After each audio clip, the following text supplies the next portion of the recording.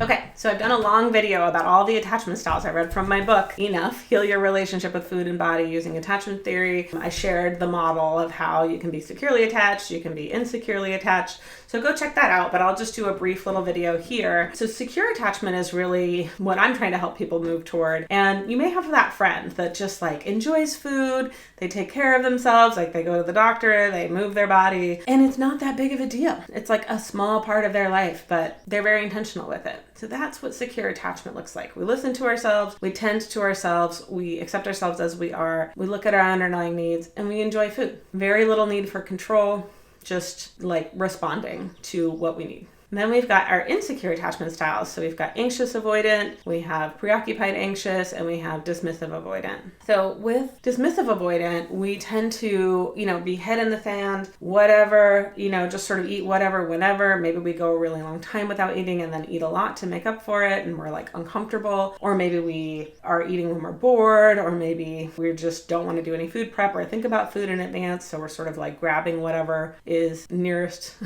when we need to. The problem with dismissive avoidant is that with dismissive avoidant, we tend to also disregard our body's needs. So there can be self-neglect, not honoring what our body needs. All right, and then we've got more preoccupied anxious. So preoccupied anxious, we're going to be thinking about it all the time. We're going to be talking about diets. We're going to be doing all the meal prep. We're going to be like obsessing about all of these things. We're going to have this restrict binge cycle. So we're going on a diet Monday, but we got to eat everything in the house first. And then we're going to go on the diet and restrict until our body's like, nope, we're not doing that anymore. And then we'll eat all the things and then we'll feel shame, right? So it's this very like kind of intense, taking up a lot of mental and emotional energy, taking up a lot of space in our life. Again, the problem here is we're disregarding our body's needs by restricting. We're disregarding our needs, even when we eat beyond fullness and all of that. Disregarding our body's needs when we are overworking or trying to put other people first. So again, it kind of boils down to needs. And then we've got anxious avoidant. With anxious avoidance, these are folks who tend to have like an active eating disorder. It can often be extreme restriction. It could also be like binging, purging. It could be any of the eating disorders. It's like disordered eating to an extreme where we're really overriding our body and ignoring, like being disconnected from our body as much as possible. Maybe you don't want to rely on food. You don't want to have to eat,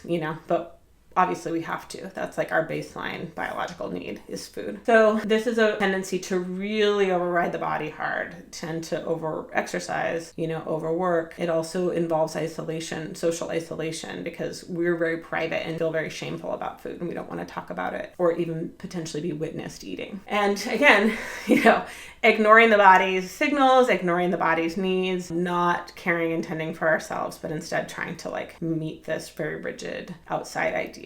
We can feel the difference between the insecure attachment styles and secure attachment. You can have a blend of all of these. Nobody fits perfectly into one box. These change over your lifetime. They're fluid. So the good news is that while you may have had all kinds of different insecure attachment styles over your life, you can move towards secure attachment. Or maybe even you were securely attached when you were younger and then, you went to college or something changed. You got a diagnosis or something and that shifted it. And we can work intentionally to move back towards secure attachment. I hope that was helpful. Be sure to subscribe if you want more information about becoming securely attached with food, your body, and yourself.